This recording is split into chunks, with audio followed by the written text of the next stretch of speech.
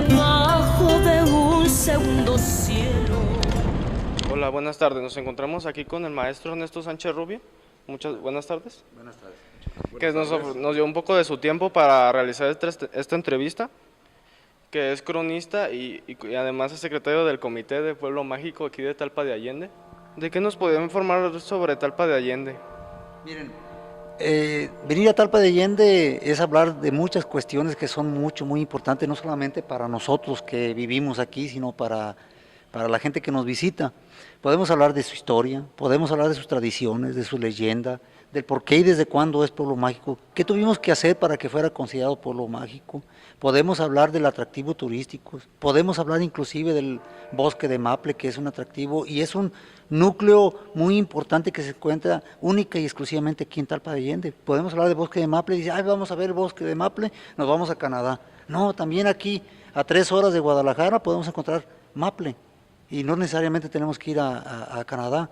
Podemos hablar de tantas cosas muy interesantes, muy importantes, la romería, hablar de los atractivos turísticos por cuestiones de edificios arquitectónicos, sus esculturas y principalmente lo que viene siendo lo más importante y el atractivo principal, lo que viene siendo la taumaturga e imagen de la Virgen del Rosario de Talpa. Mira, Talpa de Allende, tenemos que ubicarnos desde la época de la etapa indigenista en nuestro país. La etapa indigenista habría de recordar que se terminó aproximadamente la llegada de Cristóbal Colón, y principalmente pues a la conquista de la cultura mexica hacia el 13 de agosto de 1521, que es cuando inicia la colonia. Pero antes de todo ello podemos nosotros decir que hubo aquí en Talpa 2 grupos indígenas, unos se llamaban los tecos y los otros se llamaban los cocas. Los tecos y los cocas eran de origen náhuatl, ¿verdad? Y ellos cuando vivieron aquí, obviamente eran tribus que andaban de nómadas, andaban de un lugar a otro, pero que finalmente encontraron un lugar donde ubicarse. Y se ubicaron en la parte detrás de lo que nosotros conocemos como Cristo Rey. En esa parte se sentaron porque ellos creyeron que ahí se podían resguardar más del río, porque hace algún tiempo el río crecía mucho y ellos obviamente tenían que cuidarse de eso. Por eso se fueron a la parte alta. Y precisamente, Talpa significa en la tierra, en la parte alta, sobre la tierra, eso es lo que significa Talpa de Allende. ¿Y por qué? O sea, ¿por qué exactamente tiene ese significado? Sencillo. Talpa proviene de 2 vocablos. Tlayi, que significa tierra, y Pantli, que significa en, sobre o encima. Tenemos un toponímico, es un toponímico que da esta significación y que se encuentra en el escudo de armas de Talpa de Allende. Este toponímico, es lo que significa Talpa. Pero el primer nombre que se le dio era Tlalpan. Tlalpan, no era Talpa específicamente. A la llegada de los españoles, los primeros españoles que llegaron a Talpa llegaron más o menos en el año 1540. Llegó un español que se llamaba Juan Fernández de Híjar, que fue enviado por Nuño Beltrán de Guzmán, que venía a explorar las tierras del occidente del país, y sabían que por esta parte había algunos minerales, los minerales del Aranjuez, y sí, efectivamente. Pero realmente el primer núcleo poblacional que hubo aquí en Talpa fue hacia el año 1585. ¿Por qué? Porque ahora sí fue cuando ya se asentaron bien, descubrieron el mineral de Aranjuez, lo empezaron a explotar y hubo la necesidad de ubicarse en un lugar. Y se ubicaron precisamente donde estaban estos grupos indígenas, los tecos y los cocas, en este lugar de este valle de Tlalpa. Y ellos le siguieron dando este nombre, pero un nombre, pudiéramos decir así como muy coloquial, muy cotidiano. No fue sino hasta el año 1599, cuando por cédula real española, que se le concede el título de Santiago de Tlalpan. ¿Y por qué Santiago de Tlalpan? Santiago por el Santo Santiago, que es uno de los patronos de los españoles, ¿verdad? Santiago de Tlalpan adquirió ese nombre. Pero Talpa de Allende se le concedió hasta el día 18 de septiembre de 1885, muchos años después, obviamente después de la etapa de la colonia, y se le concedió en esa fecha porque por un decreto que se hizo, el decreto número 155, el entonces Congreso del Estado, se le concedió el título de Talpa de Allende. La propuesta era de que se llamara Villa de Allende, pero el Congreso dijo, pues de ninguna manera, le vamos a ceder el título de Talpa de Allende. ¿Cómo cambió el vocablo de Tlalpan a Talpa? Es una descomposición fonética. solamente con el paso del tiempo le quitaron Tlalpan y le pusieron Talpa, descomposición fonética nada más, ¿verdad? Nada más por ello. Tal vez se preguntarán, ¿por qué de Allende? Hay gente que me pregunta, bueno, dicen, oye, aquí vivió Ignacio Allende, nació, hubo una lucha. Fíjense que no, absolutamente nada, solamente en honor a uno de los insurgentes de la etapa de la independencia de México es que se le concede el de Allende. No tiene nada que ver de ni pasó ni vivió en absoluto, solamente es en honor a Ignacio Allende, uno de los insurgentes que dieron nombre a nuestro país y la independencia de México. Ok, también nos podría platicar sobre las rutas para llegar hacia Talpa de Allende, como la ruta del Peregrino, todo eso. Cuando hablamos de ruta del peregrino, no es específicamente una ruta por la cual puedan transitar carros. La ruta del peregrino me gustaría hacerlo en otro momento. Yo quisiera hablarles un poquito de cómo llegar a Talpa de Allende. Sí, tenemos varias rutas, algunas de un acceso fácil y otras un poquito complicado. Yo creo que la más fácil es la que viene de Guadalajara. Talpa se cuenta aproximadamente de periférico en Guadalajara, aquí a la entrada aproximadamente a 197 kilómetros de distancia. Me preguntan en ocasiones que cuánto tiempo se hace aproximadamente si se viene en carro particular y una velocidad moderada, pueden hacer aproximadamente 2 horas, 40 minutos, 45 minutos, o hay quien hace hasta 3 horas, ¿verdad? Tienen que irse por la vía de Tala, pasan por Tala, después pasan por Ameca, que está de Guadalajara aproximadamente a unos 70 kilómetros de Guadalajara de periférico, y ya de Tala hay que meterse pues a la que viene siendo la zona de la serranía, no hay que manejar con mucho cuidado, ¿verdad? Pero finalmente sí se maneja con mucho cuidado, pero también se tiene la oportunidad de contemplar paisajes preciosos, en donde van a ver una gran cantidad de bosque, y fundamentalmente cuando pasan de un pueblo que se llama Atenguillo hacia adelante, hay un cerro que se le conoce como el Cerro de la Campana, que es un espectáculo extraordinario porque van a contemplar bosques de coníferas muy bonitos, ¿verdad? Que difícilmente los pueden contemplar en otro lado, ¿verdad? Y adelante, cosa de 1 hora aproximadamente más, van a llegar aquí a Talpa de Allende. También tenemos la ruta de Puerto Vallarta, que tienen que pasar por Mascota, que es aproximadamente 105 kilómetros de distancia, un recorrido aproximado de 2 horas 15 minutos. Hay otra ruta que viene de Tomatlán, pero esa sí está un poquito complicada porque no es pura terracería, y el camino es difícil porque al ser terracería de repente hay muchos lugares complicados pues para poder llegar aquí, muchos accidentes de terreno. Ese es lo complicado. Y otra más, que es una ruta tal vez la más bonita, la que viene por Cuale, yo creo que es muy conocida por muchos de ustedes, sobre todo los que van a Cuale, que dicen, que vamos al río de Cuale. Sí, efectivamente, el río de Cuale o el arroyo de Cuale nace en el municipio de Talpa de Allende, ¿verdad? Y son aguas cristalinas, es un lugar muy limpio. El Cuale es un lugar donde se explotaba la minería, pero una gran cantidad. Sobre todo en la época del Porfiriato se tuvo una explotación muy importante minera, ¿verdad? Y hasta ahí terminó. Esa viene siendo la ruta, pero bueno, terminando para decirle por qué está complicada, porque si la ruta de la cuesta Tomatlán es difícil, la de este lado que llega al Tuito, a Cabo Corrientes, al municipio de Cabo Corrientes, es todavía más difícil. Hay lugares de retornos. Tal vez no pudieran ustedes decir, ¿y qué es un retorno? Pues es muy sencillo, que si va la camioneta y tiene que dar vuelta, no puede dar vuelta, tiene que irse de reversa, hacia adelante, hacia atrás, poco a poco, es muy peligroso. Se tiene que tener mucha habilidad para manejar, es correcto.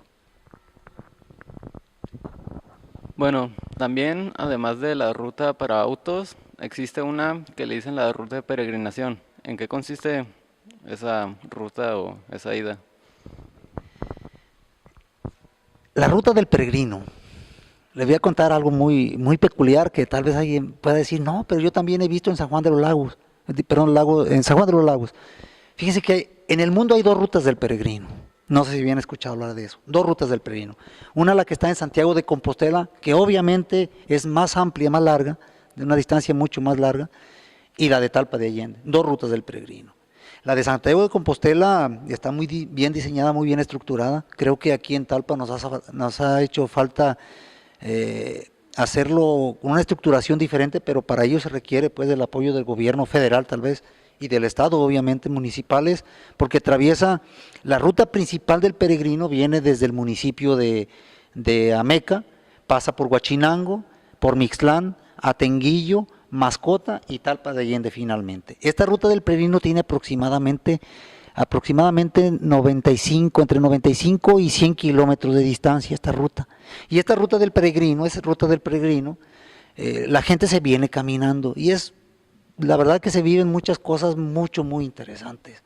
Muy interesantes porque de ahí surgen muchas leyendas que entre la gente peregrina se cuentan demasiado. Se parte de un lugar que se conoce como Lagunillas, en Ameca, en el municipio de Ameca, y de ahí empiezan a subir un cerro que se le conoce como el Cerro del Obispo, que es una altura aproximada de 2.600 metros sobre el nivel del mar, pero para subirla es difícil. Difícil ¿por qué? Porque pues, es un caminito, es una vereda, donde no pueden pasar nada más, lo único que puede pasar por ahí solamente vienen siendo los caballos, nada más, ¿verdad? Nada más pueden pasar los caballos de un tipo diferente que no sea por caminar, y los miles, y si me dicen, ¿a poco son miles? Y son miles o tal vez cientos de miles la gente que camina. Si me preguntaran, ¿y desde cuándo caminan? ¿Cuáles son los días que más caminan? Es muy sencillo, fíjense. Esta ruta del peregrino desde marzo, hay una romería en marzo, desde marzo, pero principalmente en Semana Santa es cuando se da la ruta del peregrino. Es cuando la gente, cuando miles y miles, y ustedes tienen la oportunidad, a quienes, bueno, invitamos a que contemplen eso porque es una experiencia muy bonita. ¿Se cansan? Sí, se cansan mucho. También se apoyan de los pies, ¿verdad? Pero la convivencia social, la convivencia con sus familias, la convivencia con otras gentes, el escuchar leyendas, el ver, el dormir en la noche, pues en el cerro, el tener la posibilidad de contemplar el cielo completamente limpio, bueno, solamente la gente que viene en ese espacio es lo que puede hacer. Cuando suben al Cerro del Obispo, pues es una satisfacción enorme, ¿no? Se divisa todo el Valle de Ameca, extraordinario, y de ahí empezar a bajar para llegar a un lugar que se conoce como La Estanzuela, y de La Estanzuela a otro lugar que se le conoce como la Mesa Colorada, donde también la gente pernocta, descansa, y luego llegan a Mixtlán. Pero ¿cuánto tiempo se tardan? Hay gente que se tarda 2 días, 3 días, de repente lo que tengan la posibilidad, hasta 4 días. Hay gente que se viene caminando inclusive desde Guadalajara, sí es correcto. Y podemos decir que pues desde allá inicia la ruta del peregrino. Lo podemos decir que así es. Llegan a Mixtlán, caminan un buen valle, llegan a Tenguillo, ahí también pernoctan, descansan, pero también otros descansan en un lugar que se conoce como Los Guayabos, previo a lo que viene siendo tal vez el punto más emblemático. El punto más emblemático de la ruta del peregrino lo vamos a conocer como el cerro de El Espinazo del Diablo. Así se le conoce como el Espinazo del Diablo. Porque el Espinazo del Diablo es un lugar muy complicado para subir.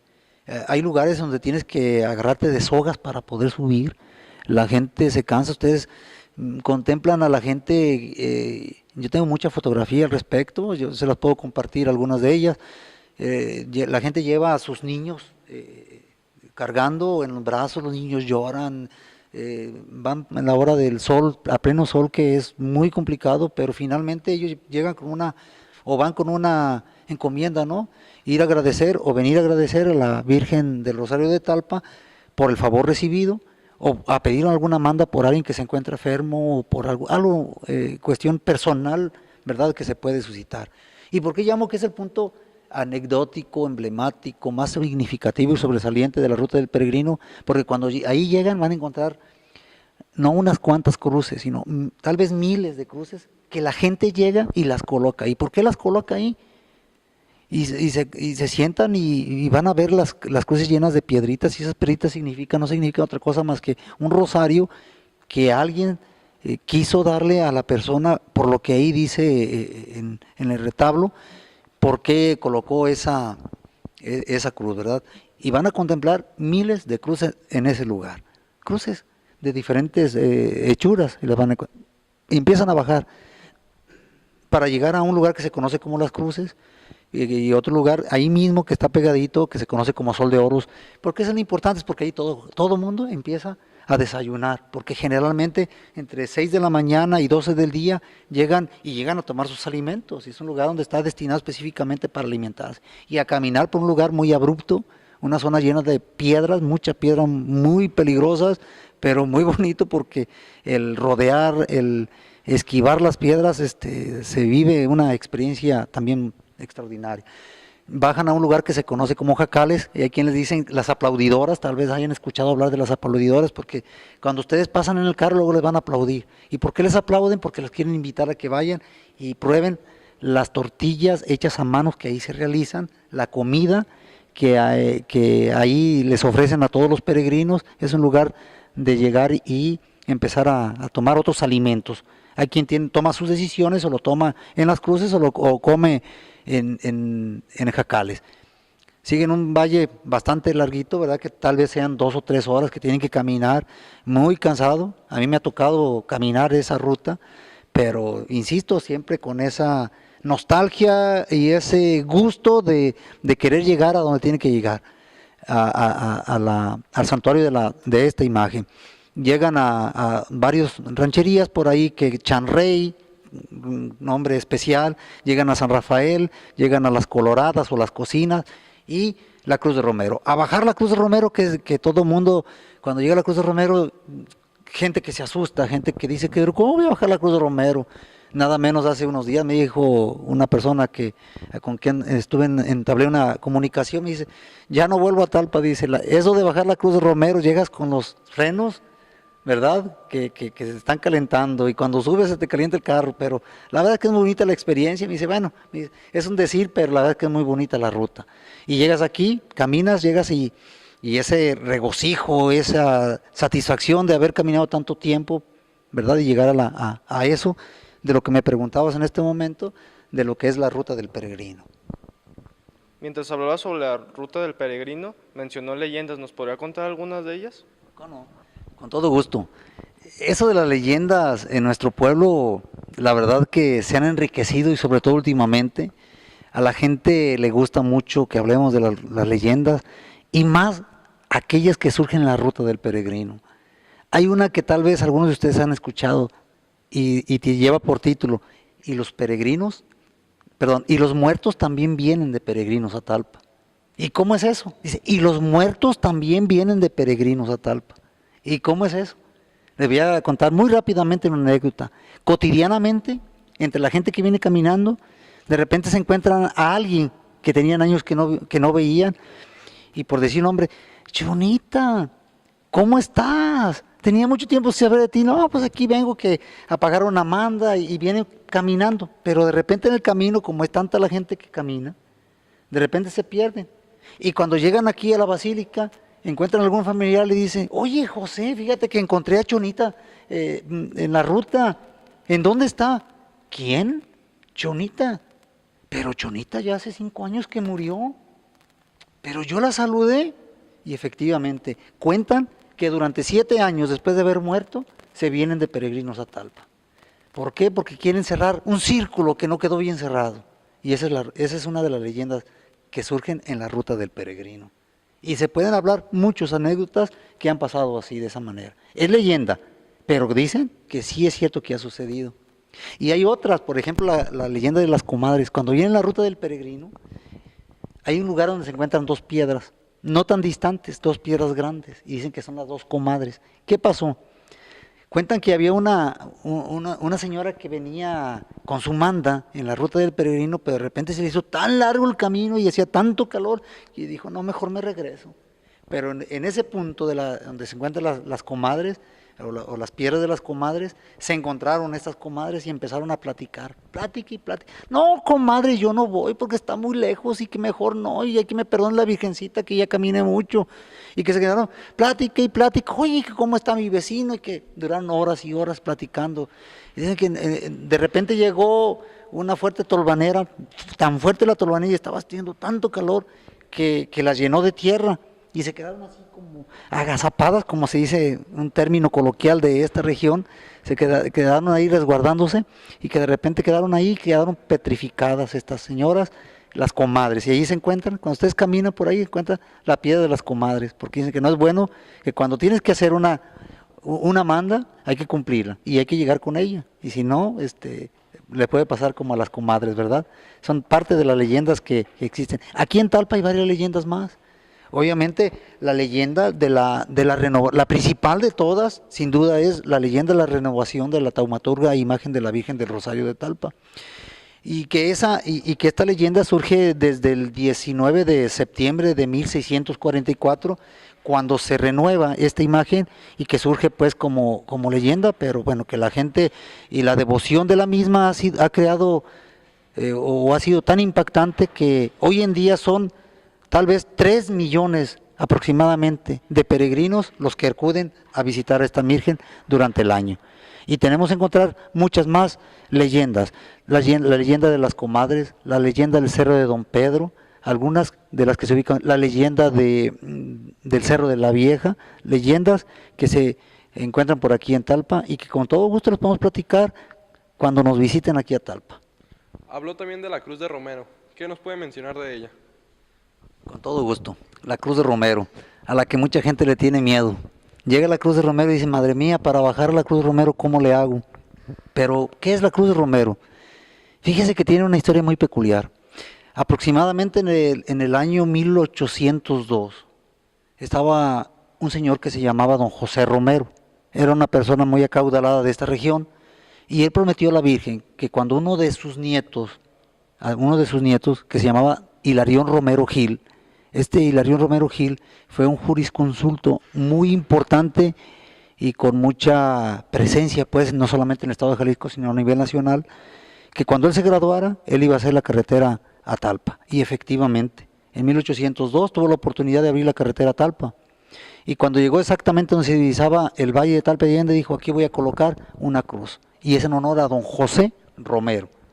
Don José Romero, porque uno de sus nietos se había graduado. Y desde entonces, ahí está la Cruz de Romero. Con el paso del tiempo, esa primera cruz se encuentra dentro de una capilla que ahí se encuentra, la Cruz de Romero. Eso es como significativo. Y a partir de entonces, bueno, pues es el punto emblemático para empezar a bajar a este lugar donde se encuentra la sagrada imagen de la Virgen del Rosario de Talpa. Y maestro, ¿cuáles son los puntos turísticos que no deberías dejar de visitar en Talpa? Esa es una muy buena pregunta. Los puntos turísticos más importantes que no debiéramos de dejar de visitar en Talpa, primero ya lo dijimos, la Cruz de Romero, pero antes que todo, obviamente venirse caminando la ruta del peregrino, eso es muy importante. Pero ya que te encuentras aquí en Talpa, es tal vez emblemático, importante, atractivo visitar lo que viene siendo la Calzada de las Reinas. Cuando entres a Talpa, vas a encontrar primero, después de la Cruz de Romero, un arco que da la bienvenida a todos los visitantes, y ahí se encuentran todas las imágenes más representativas, algunas del país, inclusive están algunas de otra parte del mundo. Es la Calzada de las Reinas, que se hizo especialmente para todos nuestros visitantes. Y una vez que entras aquí, ya sabemos, hay que visitar. Lo primero que hay que hacer es visitar la basílica donde se encuentra ubicada Nuestra Señora del Rosario de Talpa. Pero antes que nada de la basílica, está la parroquia. ¿Y por qué la parroquia es importante? Porque es ahí en donde se encuentra el que llaman el pocito. ¿Qué es el pocito? El pocito es cuando una María Tenanchi, una nativa de este lugar, recibió una indicación del padre Pedro Félix Rubio, que le dijo que habría que sepultar una imagen que estaba muy deteriorada, y bajo su deterioro tenía que ser sepultada porque no daba una buena imagen. Y fue ahí cuando se produjo el 19 de septiembre, como mencioné hace un momento, de 1644, el milagro de la renovación de la imagen. Es donde se encuentran esos dos puntos, son muy importantes. Otro punto, yo creo que también muy importante que de visitar, aparte de la parroquia y la basílica, viene siendo el museo. En su tipo, es el único museo que hay en nuestro país. Ahí se encuentra toda la vestimenta y todo lo relacionado que tiene que ver con este templo y donde se ubica la imagen. Es un museo especialmente realizado para culto religioso de la imagen de la Virgen. Son algunos de los puntos. Otro punto es visitar Cristo Rey, donde se encuentra un Cristo que cuida, vigila, protege a todo este valle de Talpa de Allende. Si podemos hablar de esos puntos turísticos, son muy importantes, que también podemos visitar aquí este recinto, este Palacio Municipal, que es la Presidencia Municipal, donde encontramos, es un edificio antiguo, tal vez data de 1808 aproximadamente, que ha tenido albergues de diferentes tipos, ha sido mesón, ha sido inclusive escuela, ahora tiene la función de, así tiene la función de Presidencia Municipal, en donde podemos contemplar un mural que fue realizado en 1984 por Santiago Rosas, ¿verdad? Y que aquí se escenifica en este mural uno de los hechos históricos más representativos al cual se le conoce como la defensa de Talpa. Son algunos de los puntos importantes. También podemos visitar diferentes lugares donde puedes contemplar la elaboración del café, un café orgánico de una gran calidad, el rollo de guayaba, la elaboración y el proceso de elaboración del chilte, ¿verdad? Que es muy importante y es único su elaboración, inclusive en el mundo. No hay otra parte en el mundo que se elabore el chilte como se elabora aquí. La gente, los peregrinos le llaman chicle de Talpa, pero que en realidad es chilte, el chilte de Talpa, ¿verdad? El conocer el proceso y su elaboración creo que es muy, muy importante. También podemos visitar dos lugares que para mí son muy significativos. Uno, un lugar único, es como un núcleo especial en donde hubo las condiciones atmosféricas como de clima, de altura, de humedad, de tierra inclusive, de presión atmosférica, para que ahí pudiera ver. ¿De qué estoy hablando? Del bosque de Maple. El bosque de Maple lo podemos encontrar en Canadá o en Europa, en el norte de Europa, pero también lo encontramos a 3 horas de Guadalajara, aquí en Talpa de Allende. Un bosque en donde en este mes de octubre, noviembre y diciembre, las hojas van cayendo y el color que encontramos de ellos es muy variado, muy bonito. Y algo más también que podemos contemplar viene siendo la cascada de Aranjuez, que donde la gente va y contempla, donde vas a reconocer y a ver la tranquilidad del paisaje y de las aguas naturales. Son algunos de los puntos más significativos que pueden encontrar aquí en Talpa de Allende. Talpa de Allende, pueblo mágico, ¿pero por qué? En Jalisco existen 7 pueblos mágicos. Hasta en septiembre de este año había 7 pueblos mágicos: Lagos de Moreno, Tequila, Tapalpa, Mazamitla, San Sebastián del Oeste, Mascota y Talpa de Allende. ¿Por qué Talpa de Allende es pueblo mágico? El 25 de septiembre del año 2016, la Secretaría de Turismo del Gobierno Federal tuvo a bien designar a Talpa de Allende como pueblo mágico. Se hizo un arduo trabajo en donde participó mucha gente, en donde podíamos decirle a la Secretaría de Turismo por qué Talpa sí podía ser un pueblo mágico. Y te lo voy a decir por qué. Le voy a decir a todos por qué. Talpa vendió su imagen en algo muy específico: la vista.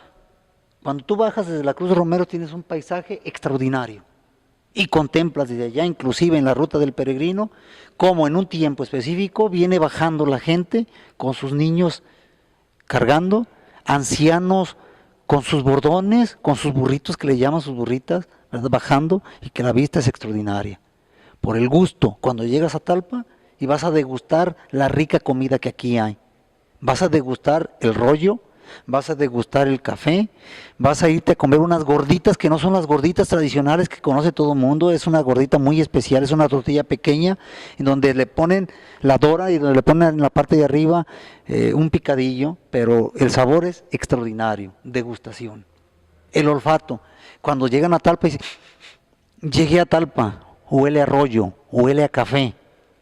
Y es verdad, mucha gente, nosotros ya no lo sentimos, pero la gente que viene aquí dice, es que sí huele a rollo el olfato.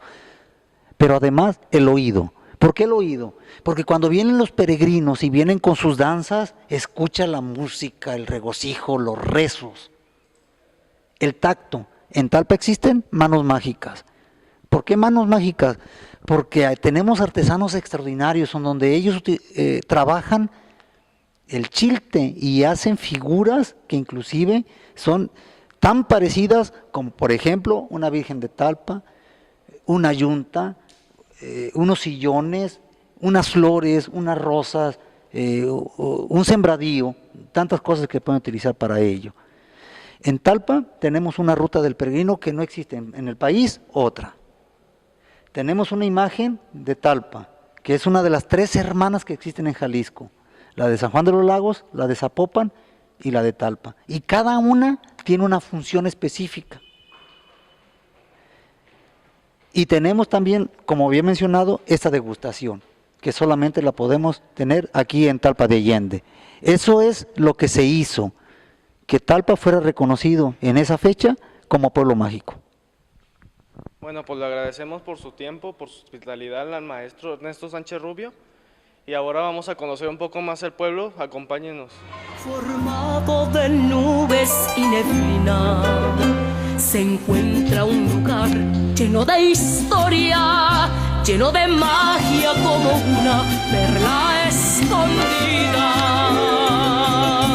De su gente trabajadora, gente de campo, la belleza de tus mujeres, de este pueblo encantador, con olor a frescas flores, chilpirroyo tus sabores, una tierra llena de magia, con el alma y un espíritu de amor. Es Talpa un lugar maravilloso, lleno de cultura y religión. Por las mañanas me despiertan tus campanas con ese sonido y esencia del amor. Por eso siempre te llevo en mi corazón. Talpa de Allende eres único, una joya de mi México, porque Dios te dio la dicha de tener entre tus manos a la Virgen del Rosario, quien te ha formado un pueblo mágico.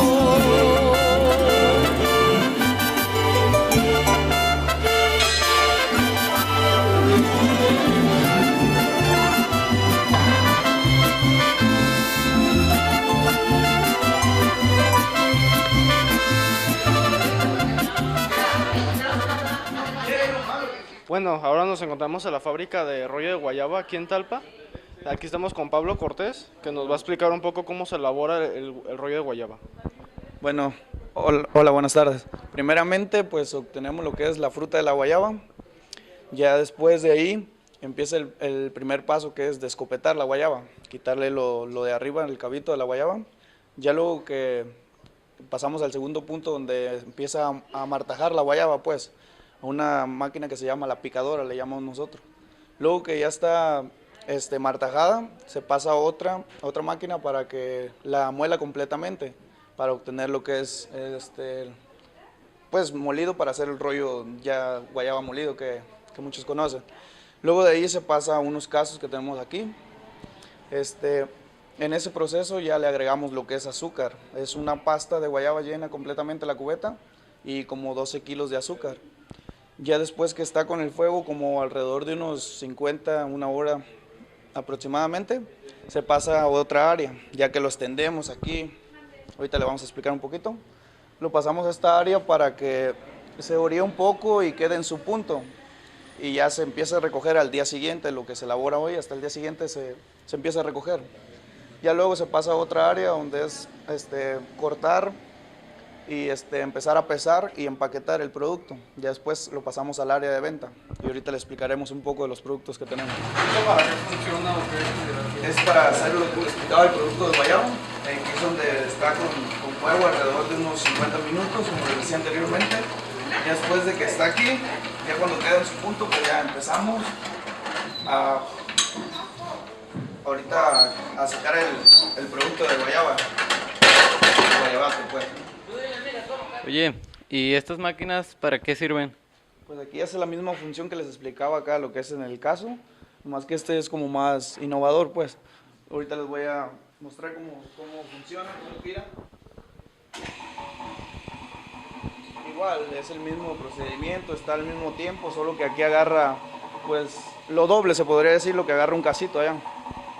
Igual, al mismo tiempo, lo pasamos a la misma área y lo cortamos igual ya que está en su punto y todo para tener el producto de guayaba, pero hace la misma función. Pablo, esta es la área donde nos comentabas que aquí reposa el producto. Así es, aquí en esta parte, ¿se fija? En estas tablas es donde ponemos pues el producto, ahorita no tiene, pero aquí encima le ponemos un nylon para que el producto no se pegue aquí sobre la tabla.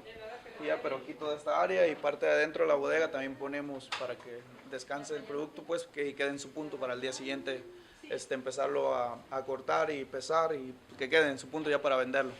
¿Y cuál es el proceso de esta área? Pues aquí, como le mencionaba, esta es la picadora, es la que se encarga de martajar la guayaba. Aquí lo prendemos, empieza su función, ya que está martajada, pasamos la pasta para acá, este es el molino, este es el que lo muele completamente, lleva unas piedras aquí, lo apretamos de este lado y hace que, pues que quede bien molidita sin nada de semilla el producto de la guayaba. Ya cuando está aquí obtenemos las pastas y las pasamos a la área de los casos o de los globos que les había comentado y mencionado acá a este lado, ya para que quede pues el producto para empezar a hacer el proceso con el azúcar y con el fuego y todo lo que lleva para que quede bien. Bueno, este es el producto ya terminado.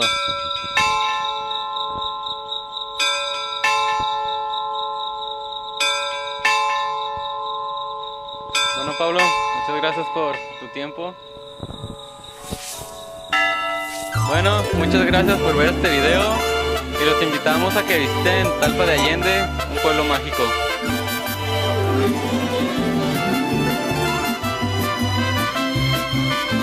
Talpa de Allende eres único, una joya de mi México, porque Dios te dio la dicha de tener entre tus manos a la Virgen del Rosario, quien te ha formado